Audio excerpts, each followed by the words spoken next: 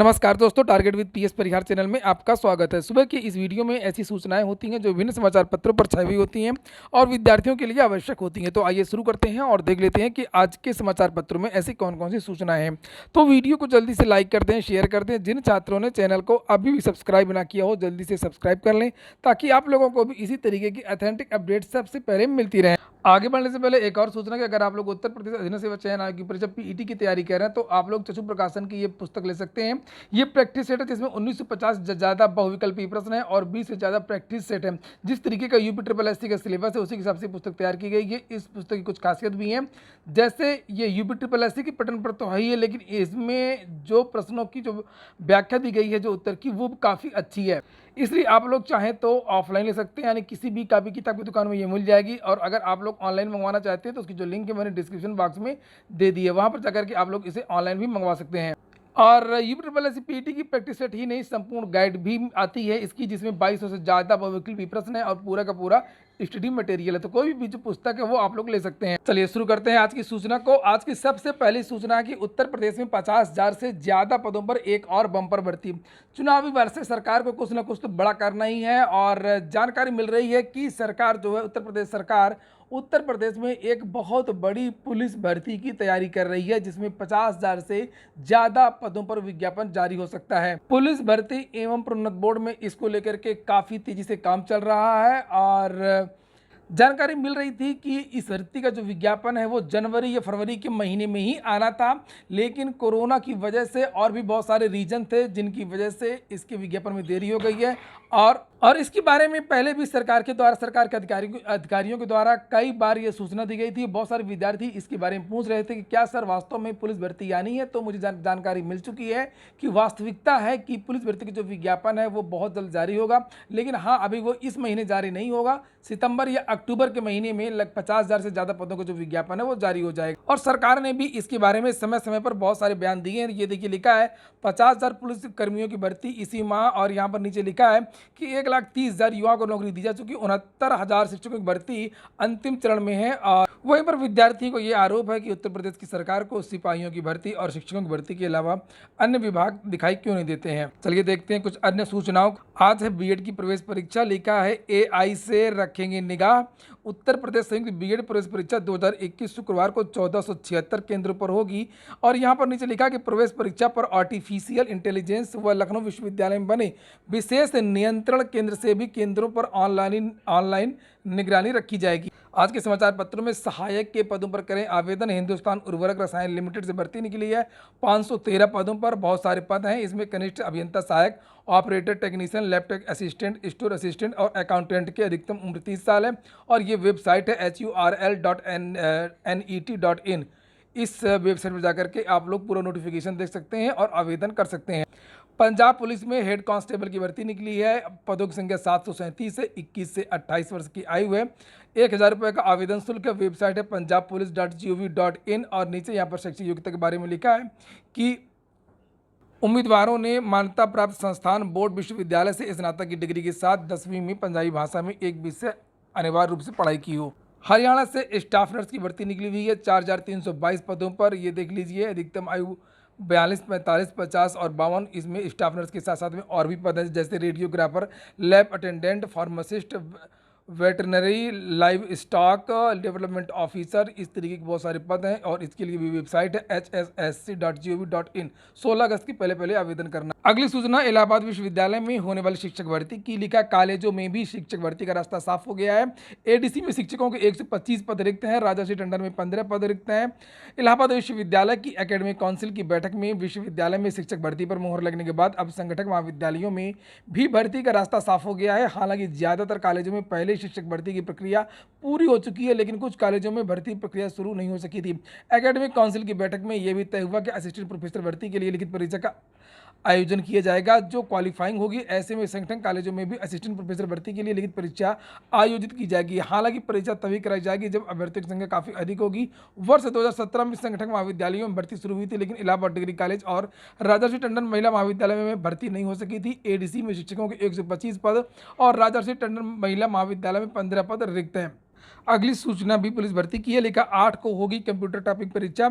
Uttar Pradesh police भर्ती एवं प्रोन्नति बोर्ड ने मृतक आश्रित कोटे के तहत पुलिस उप निरीक्षक गोपनीय, सहायक पुलिस उप निरीक्षक लिपिक व पुलिस सहायक उप निरीक्षक लेखा के पदों पर भर्ती के लिए कंप्यूटर टाइपिंग एवं आशुलिपि परीक्षा 8 अगस्त को आयोजित करने का फैसला किया है। अभ्यर्थी बोर्ड की वेबसाइट से अपना प्रवेश पत्र डाउनलोड कर सकते हैं।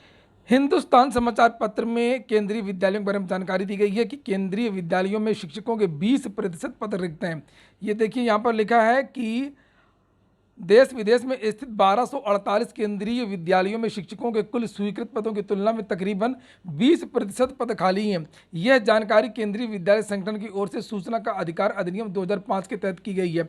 जिस तरीके से उत्तर प्रदेश सरकार भर्तियों में कटौती कर रही है, पदों में कटौती कर रही है, वही हाल कमोबेश केंद्र सरकार का भी है। चाहे वो बैंकों की भर्ती हो, चाहे क्लर्क की भर्ती हो, चाहे पीओ की भर्तियाँ हों, जो भी भर्तियाँ हैं सभी भर्तियाँ रोक दी गई हैं और उनके जो पदों की संख्या वो बहुत कम कर दी गई है। यही हाल एसएससी का है जिसका आयोजन केंद्र सरकार करवाती है और यही हाल केवीएस का है। यहां पर देखिए लिखा हुआ है कि 1 दिसंबर तक 16% पद थे खाली। एक अन्य आरटीआई से मिली जानकारी के अनुसार केंद्रीय विद्यालयों में 1 दिसंबर 2020 तक शिक्षकों के कुल स्वीकृत 46,328 पदों के सापेक्ष 7,470 पद जो है पद रिक्त थे। और वहीं पर नीचे यहाँ पर लिखा हुआ है अलग अलग विवरण लिखा है कि पीजीटी के जो स्वीकृत पद हैं वो 11,105, 9 कार्यरत हैं, 1,724 खाली हैं। अगर टीजीटी की बात करें तो 18,416 पद हैं केंद्रीय विद्यालयों के, 14,000 पर कार्यरत हैं और लगभग 3500 पद रिक्त हैं। इसी तरीके से प्राथमिक विद्यालयों की अगर बात करें तो 17,363 स्वीकृत पद हैं और इनमें से केवल 13,363 नियुक्त हैं और 4,000 प्राथमिक विद्यालयों के खाली हैं। वहीं पर कुल मिलाकर के लगभग 9,236 पद केवीएस में ही खाली हैं।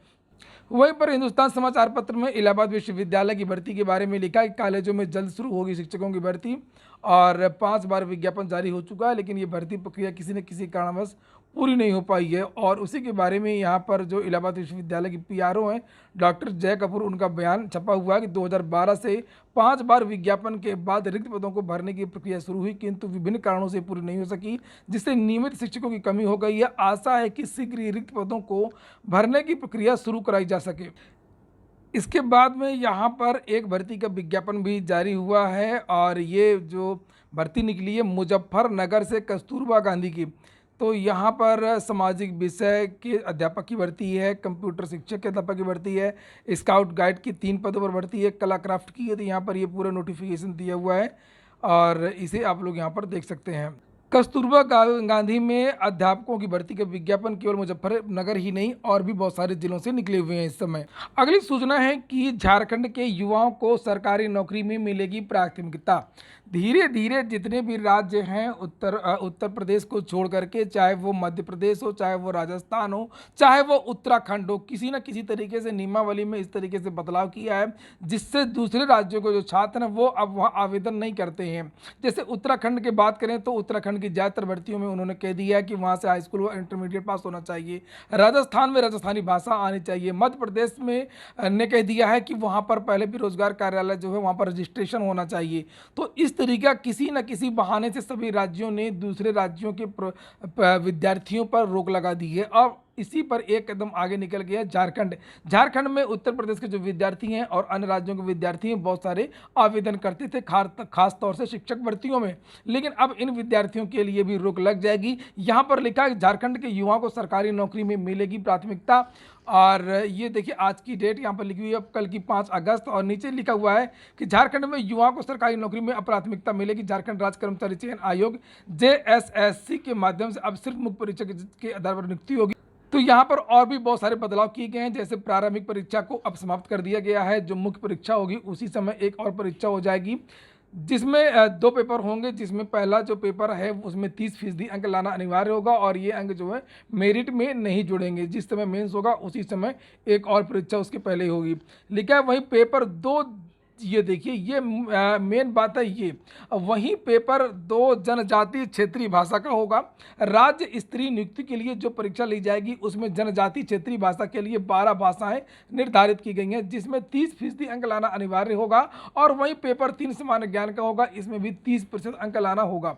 यानी उम्मीदवारों को पेपर 2 और पेपर 3 में अलग अलग 30% अंक लाने होंगे, तभी वे पास होंगे। और इन्हीं पेपर 2 और 3 को मिला करके फाइनल मेरिट की लिस्ट तैयार की जाएगी। और ये देखिए, यहाँ पर ये चीज़ ये इन्होंने लिखा है, झारखंड से मैट्रिक और इंटर पास लोगों को नियुक्ति में प्राथमिकता दी जाएगी। वैसे ये पूरी तरीके से गैर कानूनी है, जो अलग अलग राज्यों के लोग इस तरीके से कह रहे हैं कि संविधान में तो एकल नागरिकता है और सभी को काम और रोजगार के लिए कोई भी व्यक्ति कहीं भी काम कर सकता है और कहीं भी रोजगार कर सकता है और कहीं भी कोई भी विद्यार्थी हो या कोई व्यक्ति हो वहाँ पर रह सकता है। लेकिन जो मूल भावना है उसके साथ में राज्य जो है वो खिलवाड़ कर रहे हैं। हालांकि इसके लिए अभी उत्तर प्रदेश में ऐसा नहीं है। ये देखिए, लिखा है कि ऐसा करने से झारखंड के युवाओं को अधिक से अधिक रोजगार देना संभव होगा। उत्तर प्रदेश में जब पीसीएस का रिजल्ट आता है या किसी भर्ती का रिजल्ट आता है तो बहुत ज़्यादा जो विद्यार्थी हैं वो चयनित होते हैं। आवेदन की बात तो अलग है, आवेदन कितने करते हैं, चयनित होते हैं और वो भी टॉपर्स की सूची में भी चयनित होते हैं।